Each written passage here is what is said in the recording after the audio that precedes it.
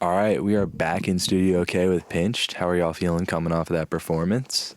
Good. That was a lot of fun. Thank you for having us. Yeah, thank you for everything. Yeah, happy you could be here. Do you want to start off by just, y'all can introduce yourself, just your names and instruments? My name is Greg. I play guitar and I sing. I'm Emmy. I play guitar. I'm Jay. I play drums. I'm Bob, and I'm the bass man. All right, do you want to tell us about those 6 songs we just heard? So half of the set was a EP that we released maybe 3 or 4 months ago, and then half of the set was an EP that we released maybe like a month and a half ago. Yeah. Right? Sweet. Something like that. So those are all available to listen to right now? Yeah, Bandcamp, anywhere. And we have, I think, 4 EPs within the last year that we put on a CD that we're super proud of. Yeah. Yeah. Sweet. And one of them was, we played like the entirety of Honey, right? Yeah. Which Well, was your dog, didn't it? missing one song. Yeah, it's a record about my dog. My dog's name is Honey. It's And cute. it's like written through the perspective of her eyes. Is that the picture on your Bandcamp? Yeah. Okay. Yeah. I Little figured. cutie on it. Yeah. So yeah, you all are a pretty prolific band. And your first release was about 10 years ago. Is that correct? Probably, maybe. I think so. So yeah, I was wondering. 2000 I think it was uh, 2016. It doesn't maybe? seem like he's gonna say it, so I'm gonna take the ball and say that that Greg has been recording all of these songs like living room, bedroom style for the last 10 years. So like those 4 EPs that came out this last year were all home recorded. Yeah, so Okay. So are all the EPs that and like stuff you've released, it's all been pretty just much, home but recorded?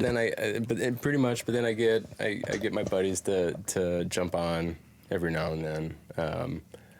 I don't know why I do that. I don't know why we don't just do. But we did just do an EP. It's called Raw, and it's 4 songs, and it's all 3 of us. With our friend Anthony. Yes, with our friend Anthony. Pre-me. Pre-Bob. Pre-Bob. Bass man. Yeah. Sweet.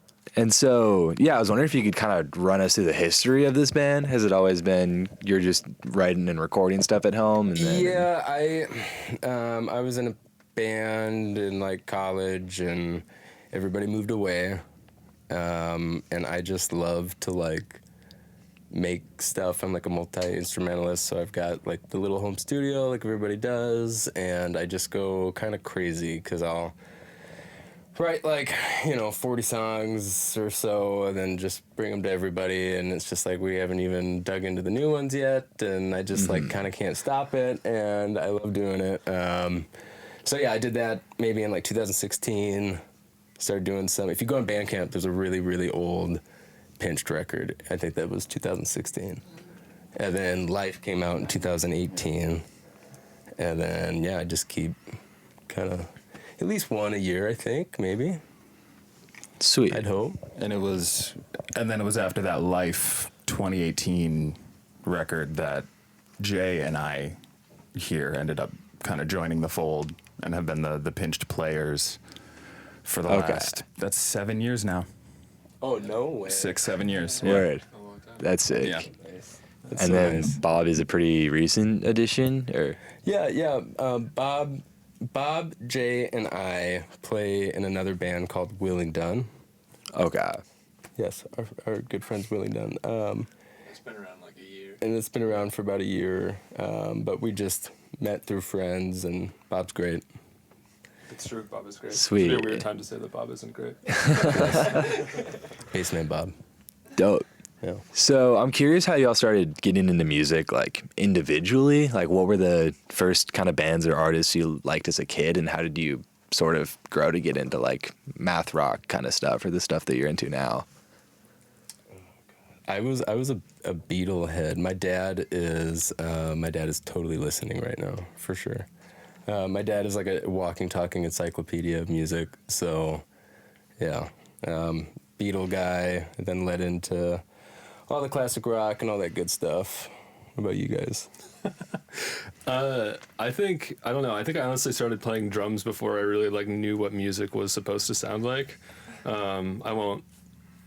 I won't tell you what my first influences were because they were terrible and super embarrassing. But yeah, my parents put up with me when I was really young, banging around on drums, and yeah, I don't know. Kind of feel like it just like organically happened. Moving up to the cities, I'm from Iowa originally. Definitely expanded my musical interests and tastes.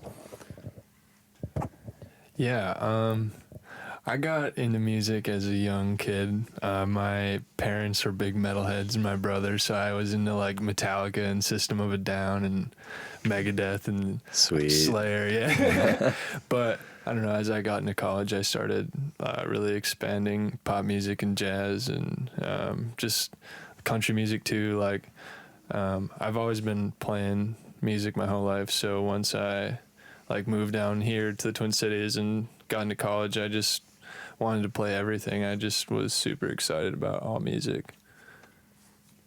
Sweet. You got a good story. Yeah, shout out to classic rock parents for signing me up for violin lessons in 5th grade. Dope. And then, putting a guitar in my hand a couple years later, and, punk kid middle schooler, fell in love with post-rock bands in high school, and then, This Will Destroy You. Got obsessed with instrumental music and fell down the math rock rabbit hole and all sorts of other stuff. Yeah, we've all been playing music for forever, so. Yeah. And as you can tell, we all listen to everything, so common, bonding factor. I think that's what's so cool, like today, especially like a radio station like you guys, like everything is cool now. You know what I mean? Yeah. Like it's I don't know, like when I was in school, it was like, oh, like classic rock, or like, oh, you know what I mean? So it's like, it's really cool to see that like everything's cool now. Maybe everything's always been cool, and I just maybe less of a stigma. Yeah. That makes sense. And this next question's kind of for you specifically, Greg, is I'm wondering if you could run us through the songwriting process and like how you go about writing and recording these songs.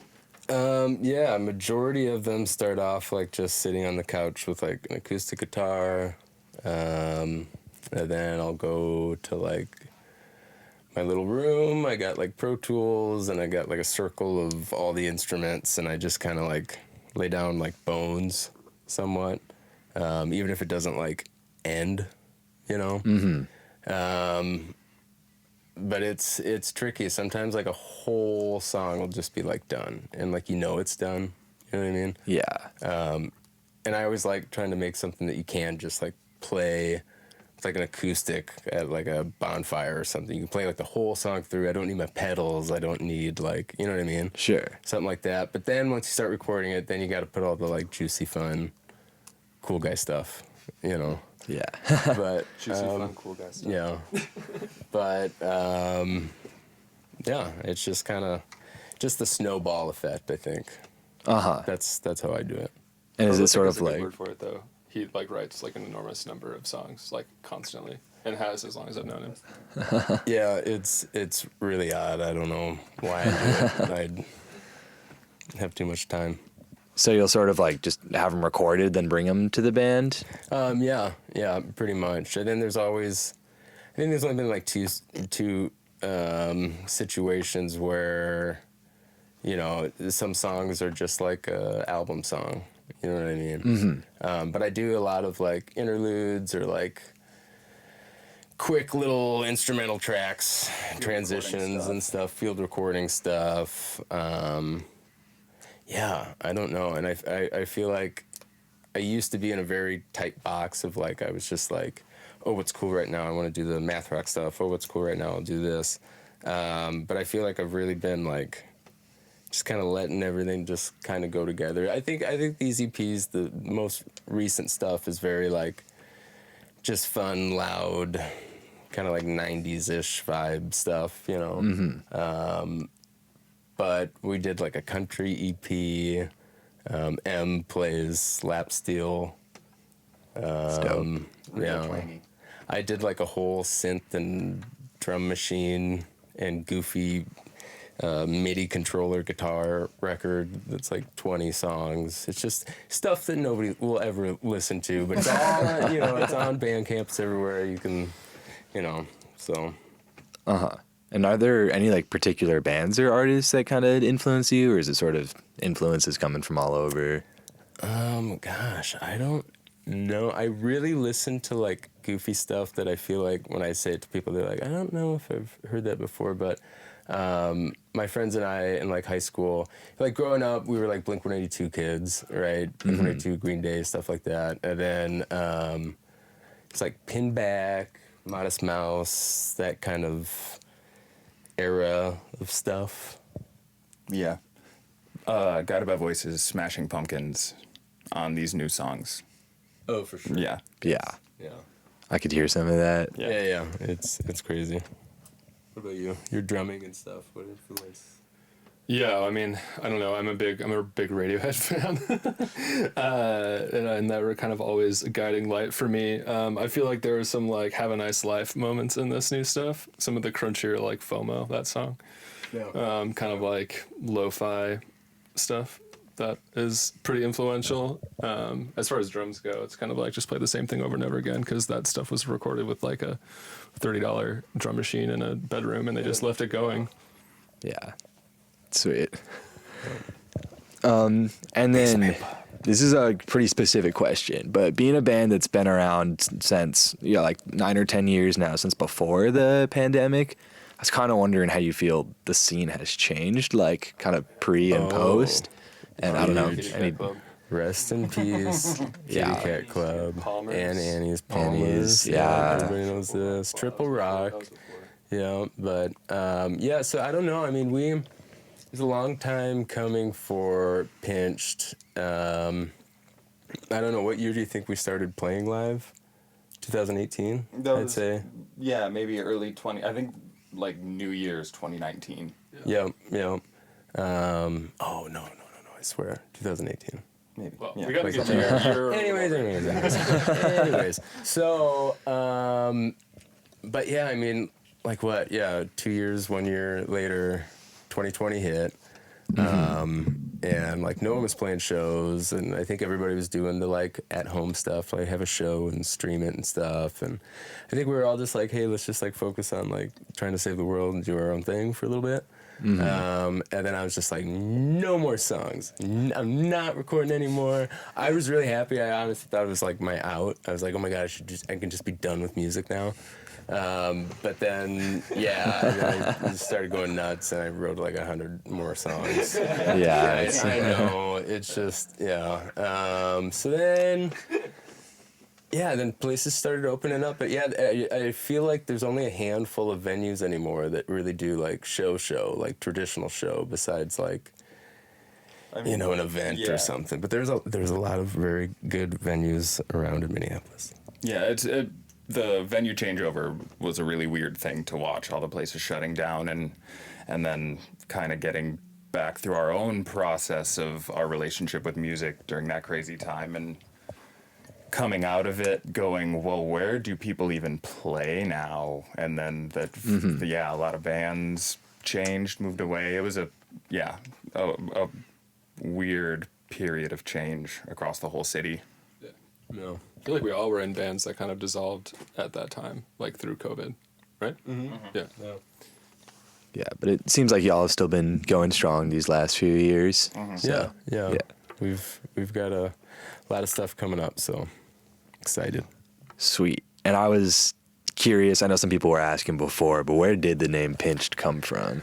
Oh, man. I think it was just one of those classic things where it's like, okay, I need something, and I've always loved to, like, a lot of the songs are one word. It's that like Madonna Prince thing. It's just one thing, you can't forget it. It's not like it's the whatchamacallits, it's so, and I don't know, I think all the songs are like, they're fun songs, but they're totally like kind of like sad vibe stuff.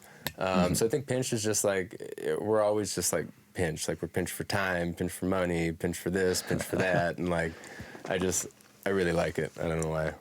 Yeah. Yeah. I like it too. Yeah.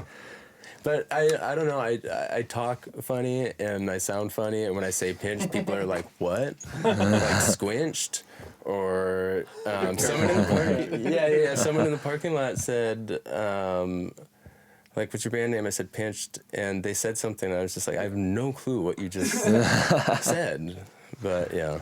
Yeah. Well, it's pinched with a P Yes. for any curious listeners. Yes.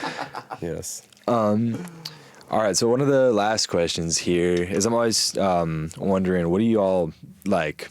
I know you mentioned you're from Iowa, but some of you grew up around Minneapolis. And what do you think about the scene in Minneapolis, and what, if anything, kind of makes us unique? I think Minneapolis has a huge music scene. I mean, we always have, like, Prince, Bob Dylan, all that stuff, whatever. But like, it's I've been around to other cities, and it's really hard to come by like a venue and or like a community of people. And I feel like left and right down here, it's just everybody has some sort of connection to music. Yeah, it's really hard to find a good radio station in a lot of places also. So thank you Yeah. for doing that. But yeah, totally. It's like, yeah, I think whether it's like DIY spaces or, you know, more like commercial venues, I think radio, yeah, there's totally a scene here. And yeah, you're playing around all the time. Yeah, I think Minneapolis is amazing. And I've been doing some traveling around too, and one thing that like really sticks out to me very often is like how like people in Minneapolis just like how seriously they take like creativity and being themselves, and like musicianship too. Like a lot of places I go to, like it's all about like just being like in front of people and having like Instagram followers or making money, and like Minneapolis is not necessarily all about that. And I think like, yeah, since the very beginning, and like, you know, Prince being Prince, like just always great music no matter what. And we take a lot of pride in Minneapolis, in what we do, and I think that's incredible. For sure. And then yeah, just real quick, great community of people who go to shows too. Like not only the folks who play and support shows venue wise, but like I'm sure we've all had experiences booking in other cities where we reach out and we're like, hey, we're coming through on a Wednesday. What can we do? And they're like, hey, people don't really, I mean, good luck. People don't go to shows on a Wednesday here. Yeah. So just the community of people to support all of this is also an amazing thing. Yeah. For sure. And then one question we like to ask everyone who comes in, if Pinched could make like a dream bill, and you all can pick like one band or artist, dead or alive, like broken up, whatever, what would that dream bill look like? With Pinched included, Yeah. like in that bill. Yeah. Okay, Pinched would be opening for Jimmy Buffett, 100%. So sorry. It's so sick. Jimmy. Jay. And then we'd take a hard left turn and hear some Slint. We went in a weird direction there. Awesome. Yeah. That's we bridge the gap between the two. Yeah. Nice. Yeah, I was gonna say Tom Petty. I think, especially in the Jimmy Buffett vein. Yeah, like not really that they're the same. Yeah, yeah. I mean, I'm just a tried and true Petty lover. So I was gonna. he was gonna say. Bob gets me every time. I was gonna say Petty. Yeah, and 3-band bills rock, 4-band bill. I don't want to play a 5-band bill. That's perfect. Okay. Sweet. Do you want to pick where the show would happen at then? Oh. You could pick any venue in the world. Bass. Somewhere outdoor and majestic. Yeah, Awesome. Joshua Tree. Joshua Tree. Burning Man. Burning Man. I'd go there. Where is that? I don't know. Desert somewhere. But sweet. All right. Well, final question then is, are there any shows you have coming up, or other recordings or announcements you want the people to know about? Yeah, we have a show on Monday At Zora at Darling. Zora Darling, 6:30, and it's Pinched. It's our other band, Willing Done, and Topiary Blush. Correct. Sweet. All right. Super excited. Well, thanks so much for coming in. It's been really fun. You've all been listening to. Thank you. You've been listening to Pinched on Radio K, real college radio.